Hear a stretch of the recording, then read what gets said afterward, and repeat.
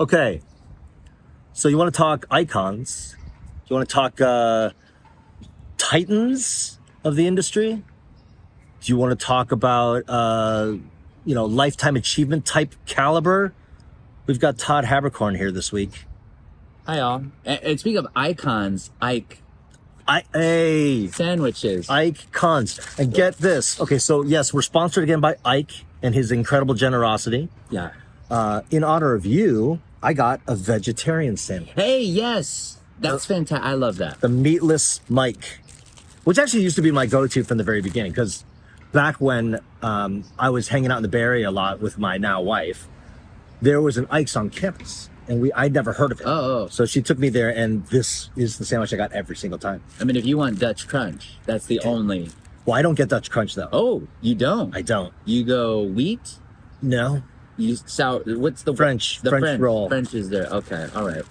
Dutch Crunch is too much. It's too crazy for me.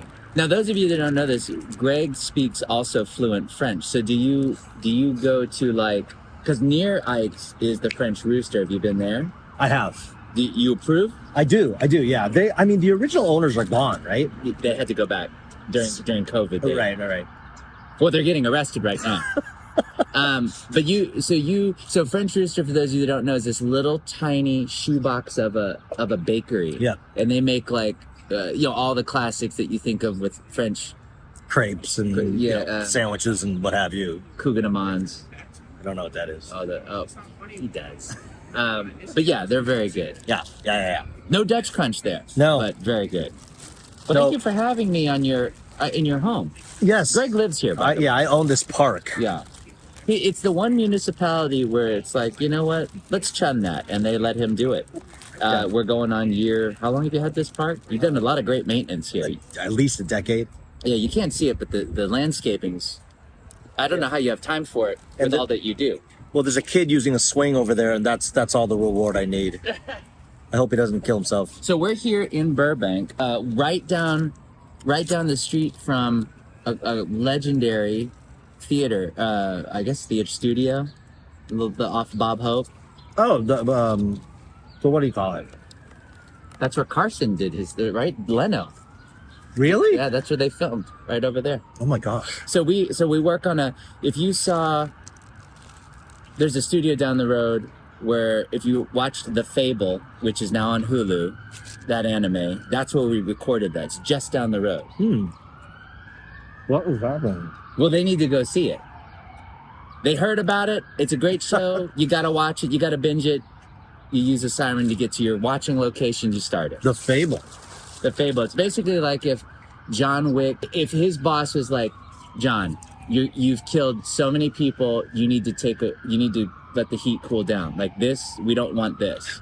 We need to let it cool down. So the first episode is like he's killed like a ton of people, and they're like, we don't want people to start to really just target you. So why don't you go live in a small town for a year, let the heat die down, just try to live a normal life under an alias. That's the show. Oh.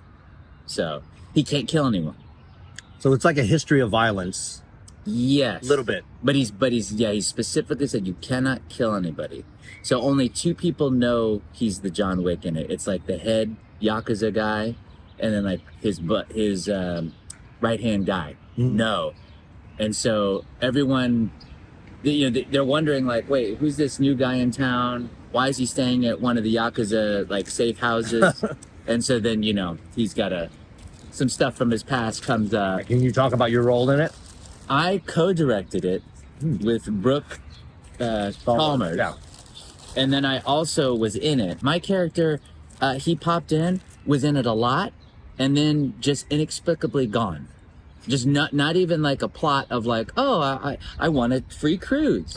Like just gone. So I don't know why, what happens at that point. But this is my first time working with Brooke at all. And so we co-directed the show. Mm-hmm. And so that's a challenge because it's like, we don't get to see necessarily what each other is doing. Yeah. We're just assuming that the ship's gonna get to where it needs to get to. Yeah. And it did, apparently, because people are. What was cool about this show is when I was reviewing it and prepping it, so when you're directing a show, you gotta you gotta it's best that you watch it first.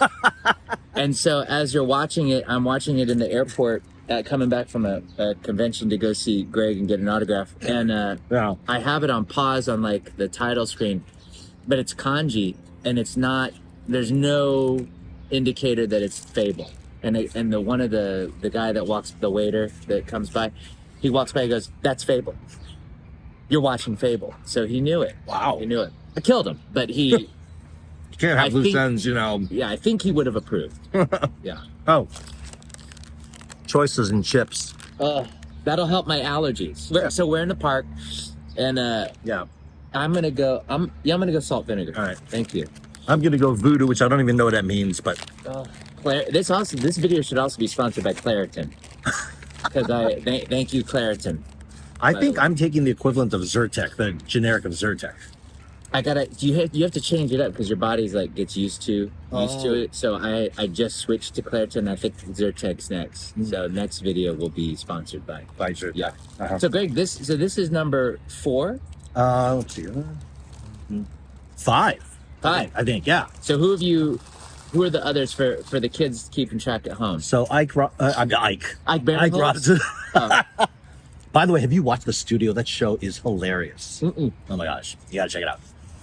First one was Isaac Robinson Smith, and this all came about because we both got this gift card to Ike's, so we're like, let's go ahead. That's what started, and then after that was Mark Whitten, then Susie Young, and then KG and Scott Strickard together last week, and now it's you. I just worked with KG on a mocap gig. It's weird seeing him with a shaved face. I know he said that's why he had to do it. It's very strange. It's Yeah. very strange. But it's cool to work with him. He's such a delicate flower of he's so sweet. He's such a kind, but like he's very, you wouldn't necessarily think that, but he's so very kind. And then Mark, talented guy, strong guy. Strong guy. He's very strong. Yeah. How do you know this? He works out like a beast. Well, I mean, he looks like he does, but is he? We've talked routines before. Yeah, Mark's a strong guy. And then Susie's just so talented. I remember working with her as a director. I'd bring her in on different games and projects, and her instinct is there. Performance is great. Really, you really get involved in her narrative when she's in the project. Awesome. That's the best thing is when an actor comes in and their first instinct, you're like, we definitely could use that, but since we have the time, let's play. Let's see what happens. Half the time you'll keep their first instinct because it was so great. But rather than trying to get something like, rather than being focused on, let's get something that is theoretically usable. And then all of a sudden you're out of time if you've got an actor who gives you some bizarre instincts off the bat, you know what I mean? Yeah. So with your directing, are you directing a video game right now or Claritin? Oh my God. Claritin. Are you directing a video game right now? I'm just sort of filling in some sub-directing on some anime stuff right now. Okay. The video game I'm going to direct starts in June. Okay.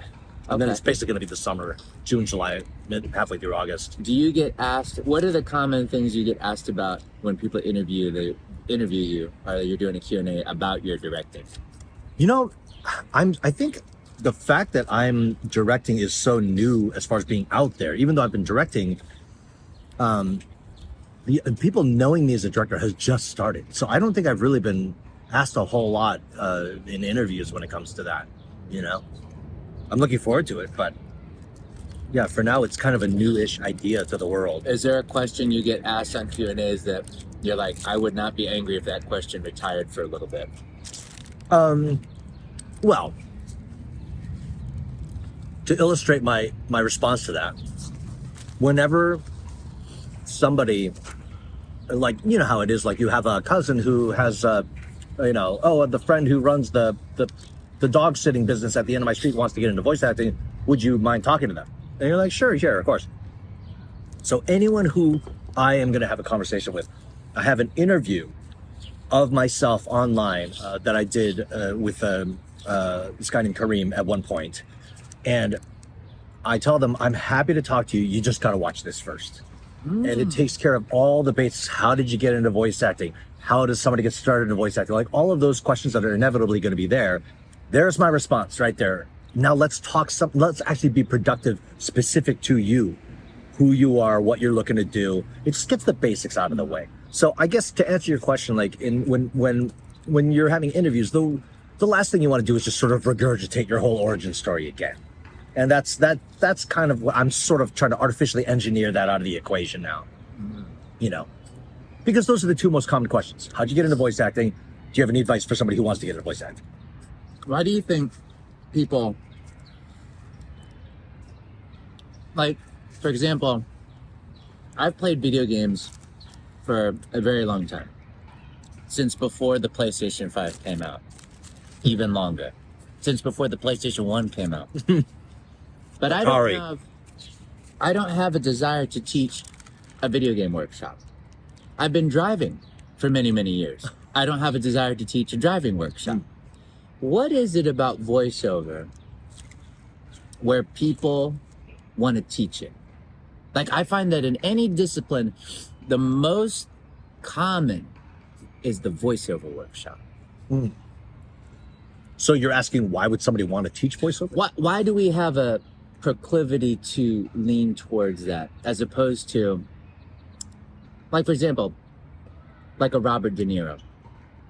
Speaking of legends, I look at you, I think, Oh, of course. Bobby Yeah. De Niro. No, that happens a lot. He doesn't teach he never like spots in and teaches like a film acting class or the greats, like they just continue on. And I wonder what it is about voiceover artists where when they reach a certain amount of XP in their RPG of life, they want to introduce that into their world, as opposed to just like, I'm cool, I'm good, I'm just going to keep building XP. I don't know. Does that make sense? Yeah, no, it does. And I mean, as far as why I was interested and got started a little bit, I think it ties in with why I love directing so much. I said I just love working with actors. And yeah, in a beginning class, you're going to get some people who don't really bring much to the table, and you're going to have other people that are surprising. They've got something there. And I don't know, maybe it's because I'm older and I'm getting to a point where it is very rewarding helping a younger person kind of along their path. If I can do something to help facilitate that, that's a positive experience for me, So, and also I like keeping an eye on who's up and coming, because as a director, I want to be able to go, oh, you know what? There was somebody in the class. I wonder what they're up to now. They were really good. They fit this role. It's almost like kind of putting the casting director hat on a little bit too, and wanting to keep yourself apprised. Is that the right word? Keep yourself apprised? Yeah. Apprised? Of Look it up. the current talent pool and who might be good for what. Yeah. Okay. Claritin. Actually, Zyrtec. Yeah. Although maybe we shouldn't be promoting these things if we're constantly sneezing. Then people are going to say, well, it's not really working too well. Oh. Well, what's a third medicine that we could take down? So what we'll do is we'll take this voice clip, generic allergy medicine. You take that, isolate it, put that over where we said Claritin and Zyrtec. That's right. And just put it in there. I think I could do it seamlessly, honestly. Yeah. Challenge accepted. Good. But does that make sense? I mean, does that still seem like, why would you want to do that? Or, you know what I mean? No. I see what you're saying. I see where your motivation comes from. Yeah. Like I guess also for voiceover, I guess because I'm sure it exists. It's like when you drive down the road and you're like, man, I see a lot of Teslas. Well, you're looking for Teslas. But if you said, if you were like, let me see how many Jeeps there are, you'd see a lot of Jeeps, or you'd see a lot of, 1924 Chryslers. You would see whatever. I don't think you would see a lot of those. It's like DeLoreans. No, you'd see Kira Buckland, and that's about it. DeLorean. That's a Hyundai. Oh. You sure? Yeah, pretty sure. It's got wing door. Yeah. A Hyundai with a wing door. It doesn't. One wing door. None of these cars have anything that Todd is saying right now. Oh, sorry. So then, when you are doing an audition, you don't really need to audition your Greg. But when you do say, you know what, I'll give them what they want. I'll audition. Yeah, right. Is there a mindset? Is there a time of day that you like? Are you just like, let's just get in there and skin this smoke wagon? I think I'm pretty bad about getting auditions in on time. And I think that's because I see it and I'm like, okay, well, let me stew on it for a while. Let me live with that in my head for a little bit. And then before I know, it's like, what? Deadline's there. So I do need to get better about that. There are some auditions that it totally depends on how my day is going, honestly. If I'm having a great day and an audition comes in and I'm like, that's a part I could play. Like, I may do it right then and there. Yeah. But more often than not, I'm not having a good day. And something coming up, I'll be like, okay, I'll get to it. Well, it's because you have really strong empathy muscles. And Do I? That I would suspect you very like fluent in the language of like, just like what you're feeling and what you're thinking. And so like maybe when you're thinking of like your auditions, you gotta like parse through the mist and the fog and find the right island to land on for that audition. Well, that's always the case. Yeah. So, I mean, because also, like, I'm sure everybody knows you're very musically adept in all forms of musical creation. And so, like, I think all those things are little estuaries that feed your body of water of creativity. Or maybe that's how it, that's your process you got to go through. Yeah, but it can make it difficult to focus, honestly. Sure. But I mean, that's a side effect. It's like, listen, I love ice cream. The side effect of eating a lot of it is, Yeah. I've been familiar with the side effects lately. Yeah, so it's like, that's just what happens. You want that tasty business? There's some side effects. Hey, there's a Dreyer's flavor that we recently tried that basically tastes like a McDonald's sundae. It's very exciting. It's like a hot fudge swirl or something, and it has nuts in it. By the way, what happened? Why does McDonald's not give nuts with the sundaes anymore? Did you notice that? They don't? No. It's been that way for years. You can't ask for them. They're gone. No, I asked for them. We don't have them. You have to bring your own. Well, basically, we do. We bought our own. No, actually, you know what we did? My wife sliced up peanuts with a knife. Yeah. For the last time that we got these things, and then we put them on ourselves. When she sliced up the peanuts, did she make the other peanuts watch? No, we're not animals. And did she make direct eye contact with the peanuts? And like just like through clenched teeth, like have a clenched teeth excerpt while she's doing it? Well, yeah. I mean, it's important to keep your nuts in line at the house. Otherwise, they start thinking they own the place. Yeah, that's true.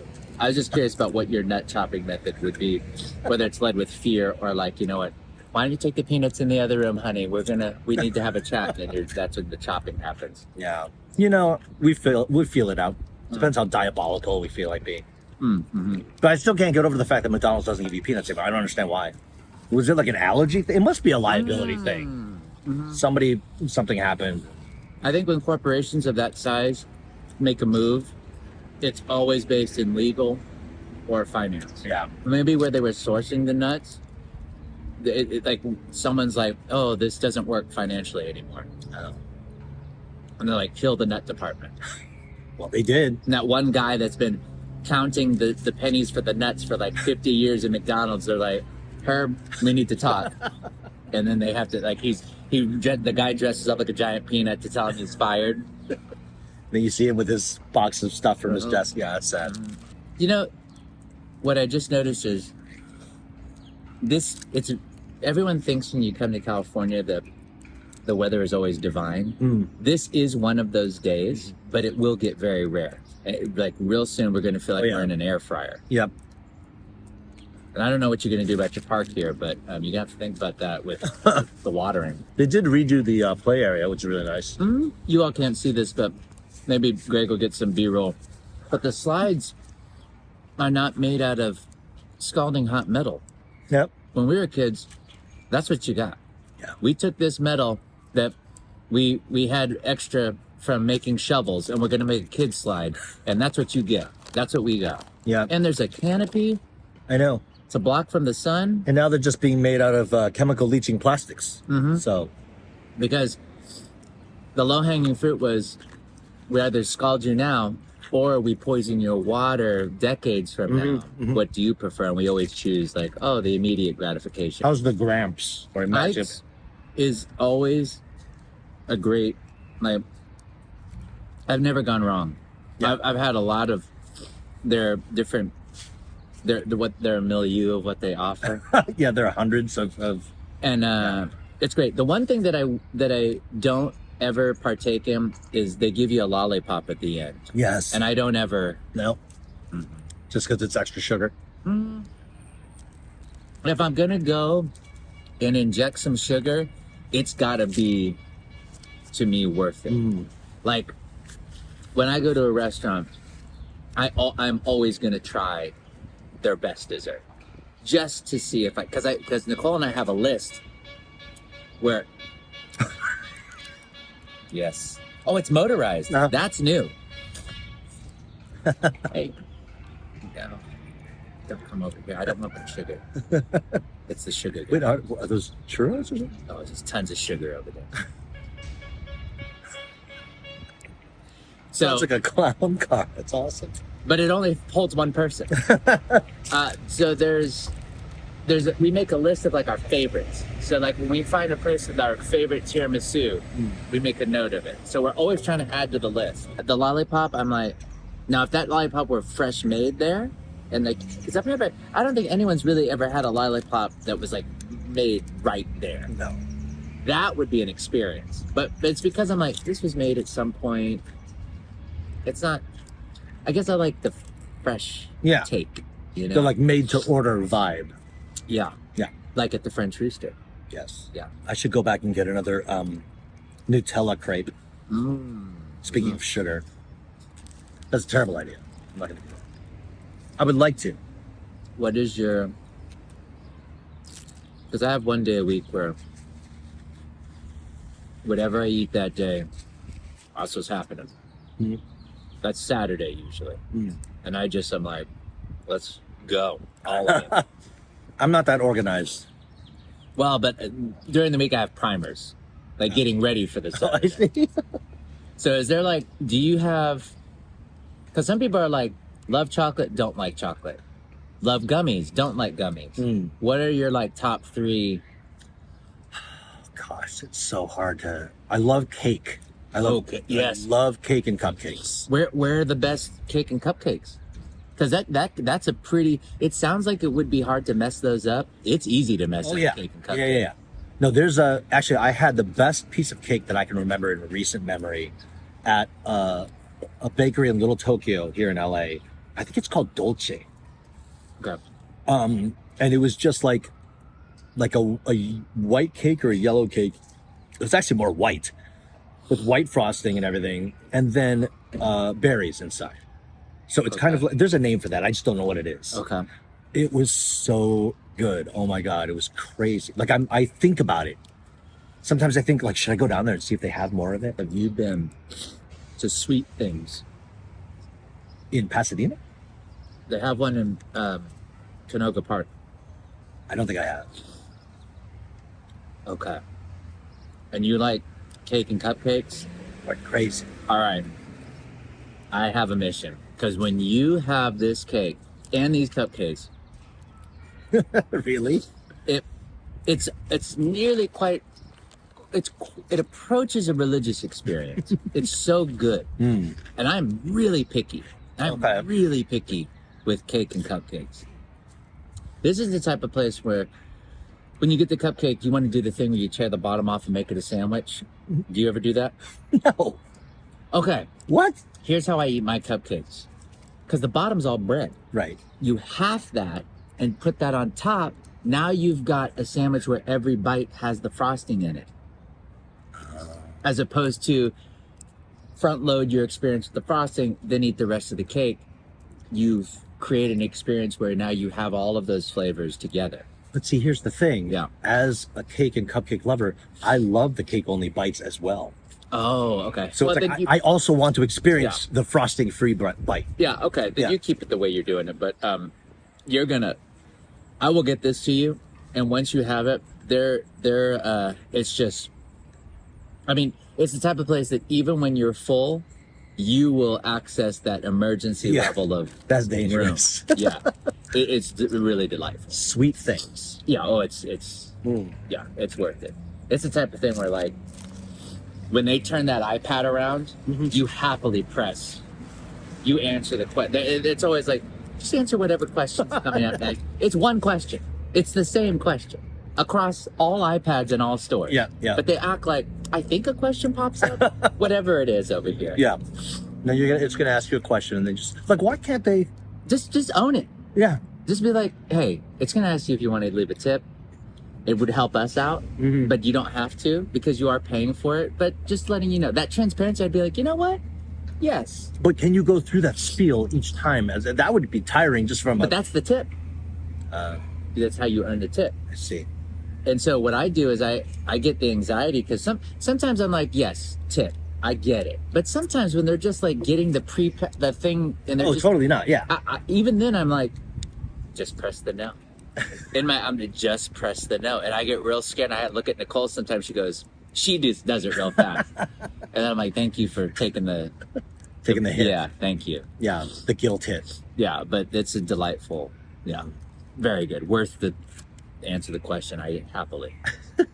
Well, now I'm trying to visualize this happening. There's no way they could go the straight ahead approach. It's too long a speech, and anybody sitting there having coffee, well, what are they going to listen to the person behind the counter say 100 times while they're sitting there explaining this whole tip thing, you know? So then what do you... Well, yeah, what's the alternative? You just don't say anything and you turn it around. People are just sort of like... Or what they say is, or what you say is like, what would you say? You'd say like, maybe what you say is non-obligatory tip time. Something like that. That's not bad. Actually, and if you were to mix it up and obviously not have the same verbiage each time, then you wouldn't drive your coworkers crazy. Yeah. Tip if you want. Yeah, that's simple. Yeah. Sure would like it. But you know, I bet you there'll be some customers that are like, I didn't come here to be blah, blah, blah, blah, and feel like the, you know? So it's probably over trial and error that this strategy of it's going to ask you a question has developed. But if they say that, then the worker goes, well, you know what? I'm going to give you a tip. Don't come back. I don't think their management would think kindly on that. That's true. But if it's a small bakery, that manager's probably the person working the... Probably true. You know? And they can get away with that. But yeah, sweet. I'm going to... Okay. You're going to...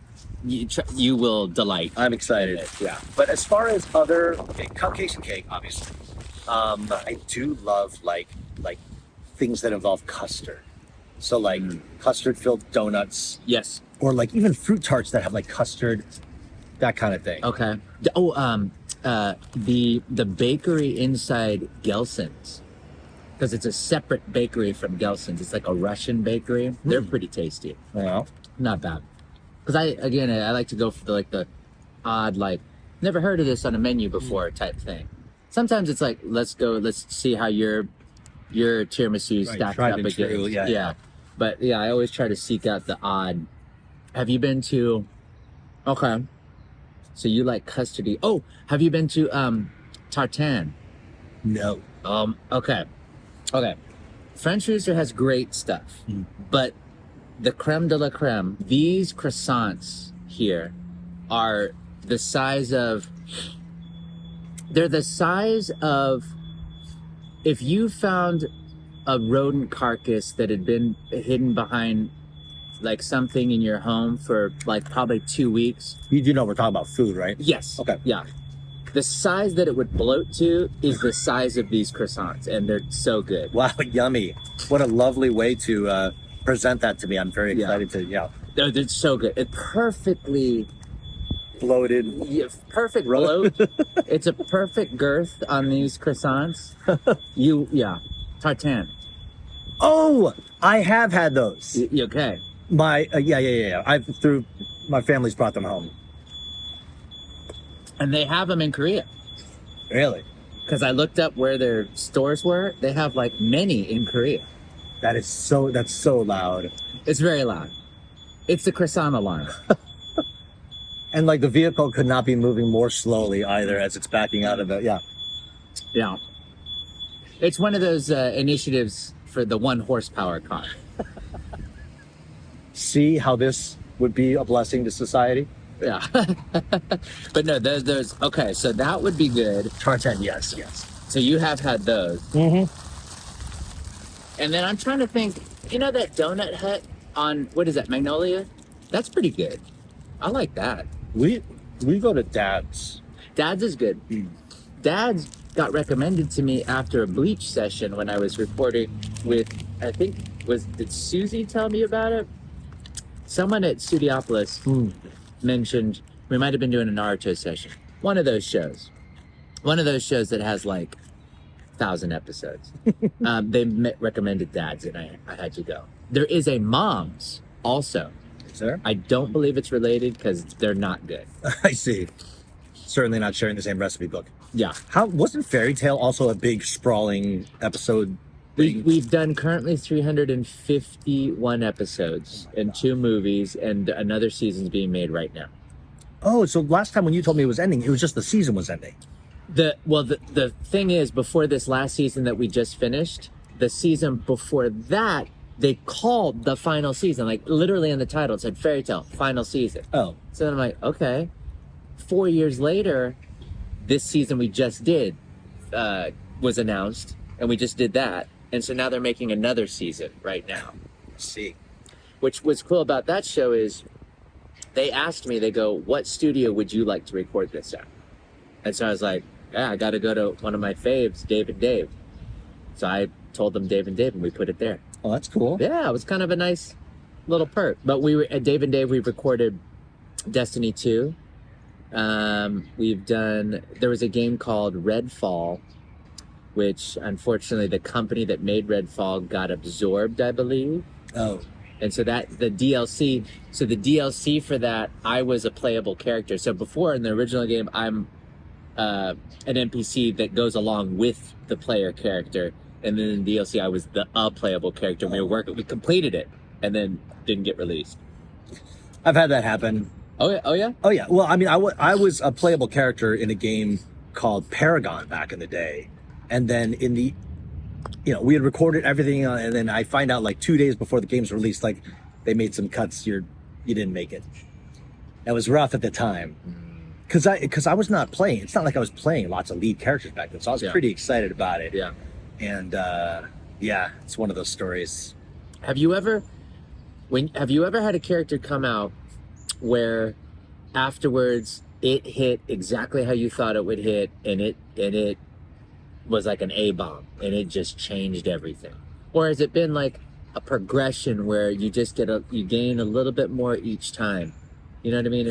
I think when I did Yagami for Judgment, like, yeah, at the time I watched it and I was very happy with the result. Now then you and I did Lost Judgment, right? Yeah. Now I go back and look at that and I'm like, that is so solid. But I look at Judgment 1 and I'm like, looking at my own performance, that I find things where I'm like, you wouldn't have made that choice now. You could have done better for that, But it still obviously is so near and dear to me, you know what I mean? Yeah. That role. Because with that, you did a really aggressive.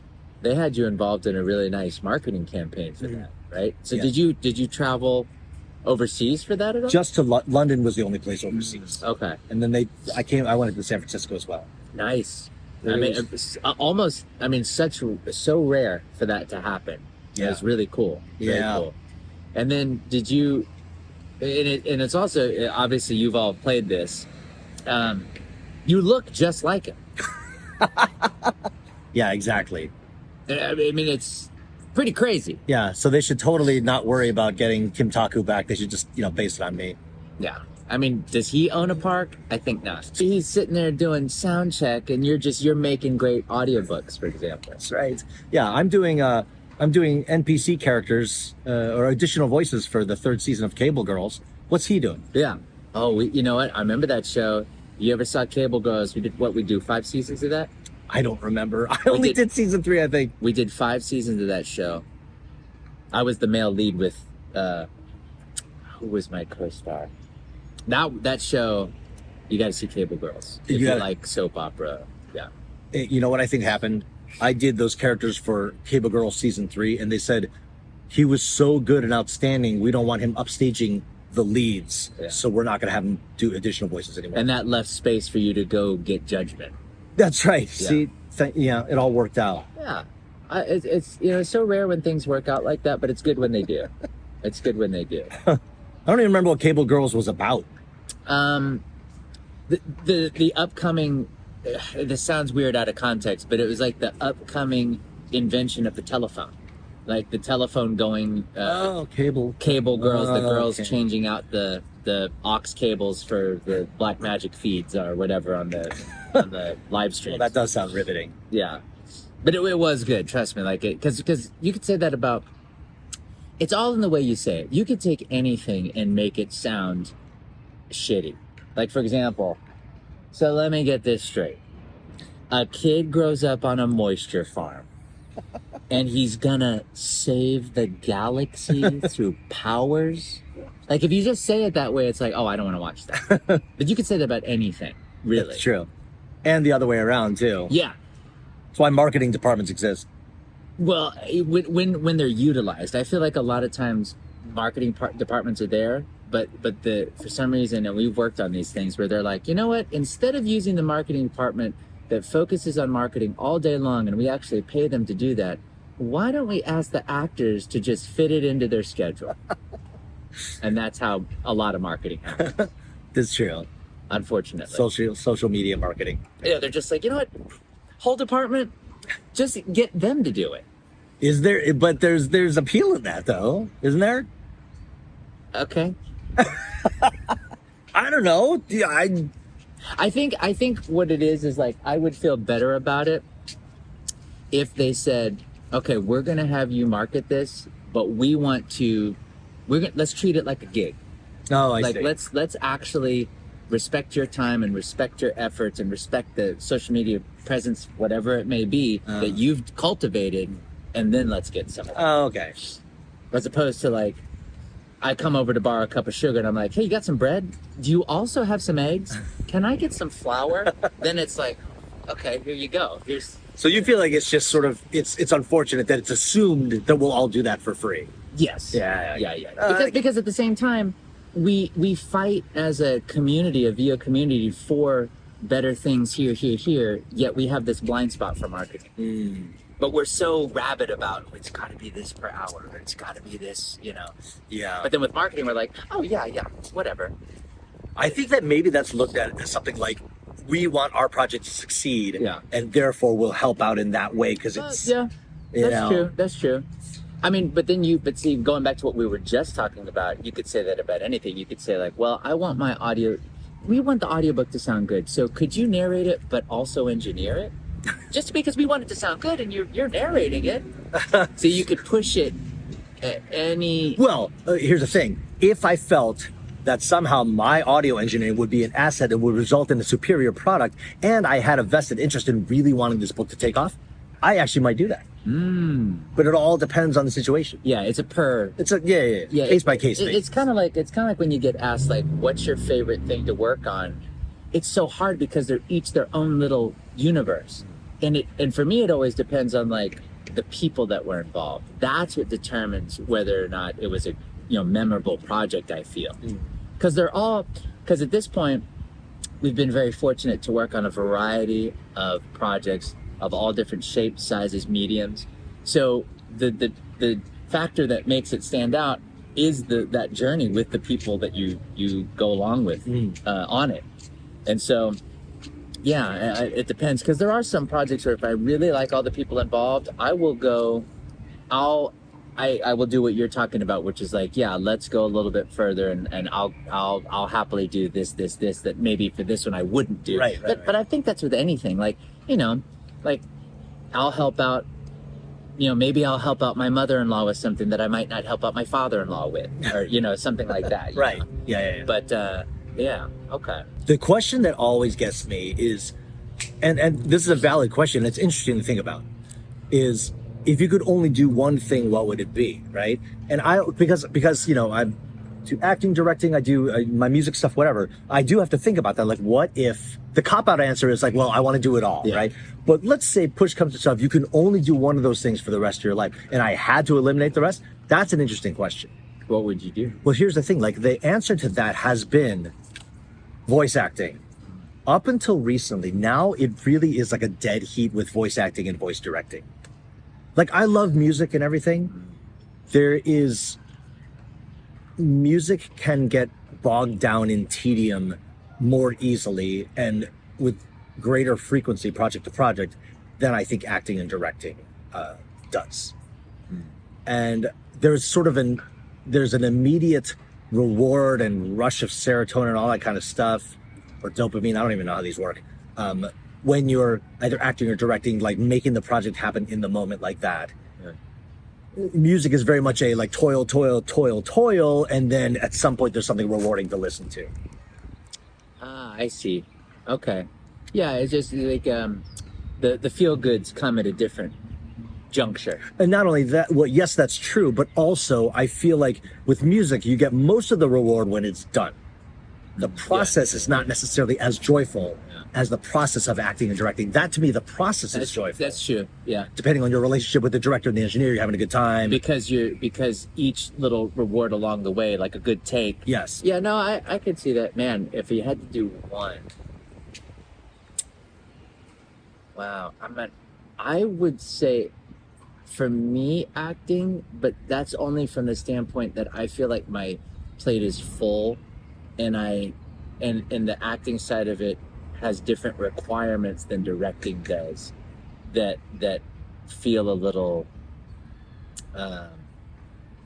easier to navigate than directing. That's true. Because with acting, I have to worry about my slice of pie.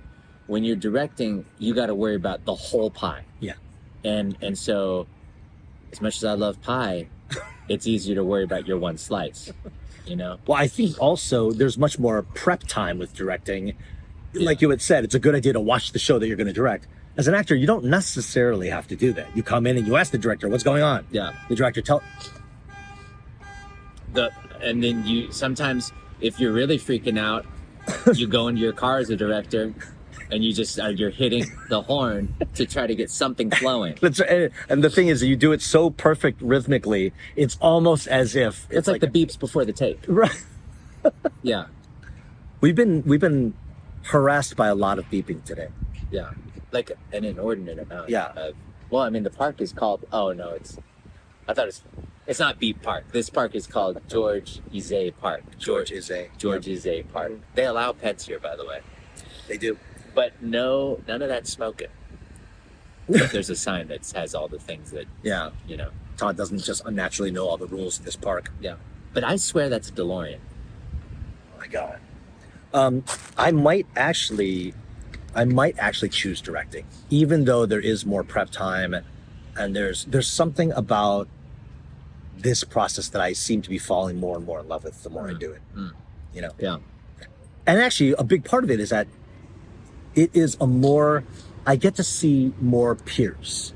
Yes, that is true. Yeah. You know, so you get to work with your friends all day long, pretty much. And it almost gives the sense of having coworkers, which is the one thing I miss from like the business corporate world. That is very true. You do get to catch up in people's lives. Yeah. Yeah. Whereas if you're acting, you know, you can catch up with your engineer and your director, but you know, it's not, there's something nice, I think I've found about getting more in tune with what everybody's up to. That is true. Yeah. It does feel better. It's like that initial thing, which I think everybody encounters, where it's like that initial push out the door is hard, especially after a pandemic. But once you get there, you're glad you got pushed out the door. Yeah. I feel like. Yeah. It's kind of like skydiving without a parachute. It's like when you skydive without a parachute, like, man, that was a dumb idea. But when you smack that ground real hard from skydiving, I don't think it's something that you can't replicate that feeling because you can only do it once. See, I don't know if that's a good example. Let me think on that. I think the con scene as well that's also what I've enjoyed so much about. Even though at cons we don't have any time to socialize with each other. What I try to do is I try to get better about is saying like, you know, okay, I'm gonna do one dinner, as opposed to what I used to say is I'm gonna try to meet with everybody because I want to hang with everybody. But it's like you have to know you gotta know your limits. At the end of the day, especially, it's like when we're giving to every person that we encounter, you're tapped out at the end of the day. And I've been to those dinners where it's like I'm just like a stand-in for myself, just a mute, and I don't like that. Yeah, I usually I'm just honest with the situation. Like, So beeps have been replaced by loud slams and crashes. I say to myself, like, look, be honest. You gotta go back to your room and order room service and just pass out. Yeah. Because otherwise I will get sick. Yeah. You know? Yeah. No, I hear you. I would try this, but it has. I don't think it was a twist top. What? Right? I don't have the strength you do.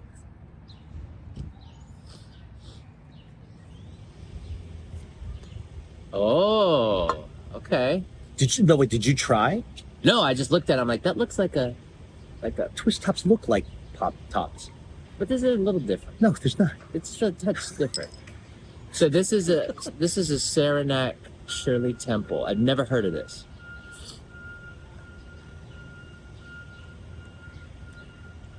I think the universe is trying to teach me something about having lunches in parks. This is made in Utica, New York. No. You're going on the beach. You got to sneak in Oh. between. Yeah. All right. But see, my brain wants to go on the beat. The voice acting training is working against you. How would you go? And this word next. Oh, It's like in between each one. he's the music guy. What about that weed whacker? How are we going to beat that? This brought to you by Saranac Shirley Temple. Cheers. Cheers. Oh my God. Wow. Sweet, huh? Yeah, I bet. Created in the late 1930s. Okay, so the company was in the 1888, but the drink was in 1930s. Wow. Okay, the drink was not made in. This drink was not made in 1930. Specifically not this. The concoction was Yeah, I guess. That's what they should put there. They make it sound like, because if I just took it by that, I would think this is a drink that is like almost 100 years old. Would you drink something that was almost 100 years old? No, because I opened up a really old wine bottle that was like 100 years old, thinking like, because we all think like, oh, it's the older the wine, the better. Right. Wine has an expiration date. It was just vinegar at that point. Wow, it was like the juice from like liver and onion. Ew. Yeah. It's horrendous. They took basically the liver of the wine beast, and they just smushed it in there, and then those diced up onions and put those in there. So gross. I thought that it was like metaphoric when the wine was called liver and onion, but no, it really, yeah. So joke's on me. Like, Now wait a second. Like surely, like Scotch or vodka or something could last 100 years. those do, yes, I those see. do. Because I think the alcohol content is so much higher that no bacteria can grow. I see. I guess that's why they used to wash out wounds, and I still do wash out wounds with booze. Oh, you don't. Well, not just that. Then you drink Every after.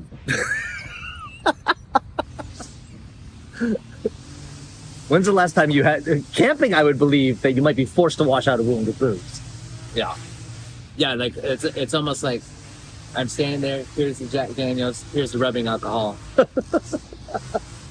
Boom, boom, boom. You obviously, yeah. You know. Well, you just haven't found the right brand of rubbing alcohol. Yeah, that Some of them are delicious. all the labels are just so boring. So it's like I'm a labels guy. When I see. see a good label, I'm there. So, Yeah. coming back around to marketing, you're a sucker for good marketing. Yeah. Use that marketing department. I want to thank my guy Todd Haberkorn, who, despite his idol status, still is friends with me, which I appreciate. No, Greg is I was thinking about it on the way over here. I have a lot of respect for you. I'm like, what is it? Why do I like Greg so much?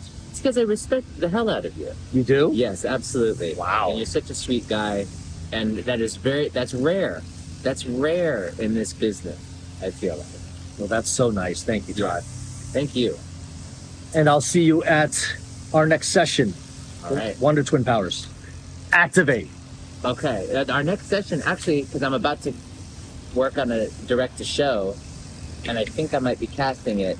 I'll ask you later. Yeah, offline. Yeah. Biz shop talk. Yeah. Bye, everybody.